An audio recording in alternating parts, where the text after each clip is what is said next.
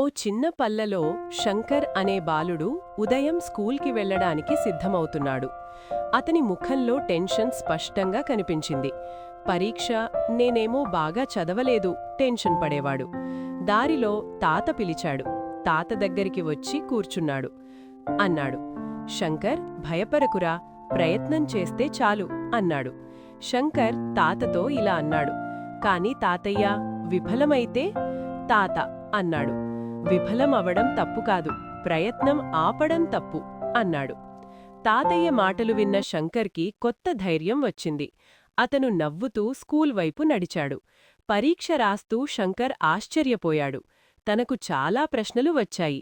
విజయం కాకపోయినా ఇప్పుడు అతనికి భయం లేదు, ధైర్యం వచ్చింది అనుకున్నాడు. హాయ్ ఫ్రెండ్స్, కథ ఉద్దేశం ఏంటంటే విఫలమవడం తప్పు కాదు, ప్రయత్నం ఆపడం తప్పు.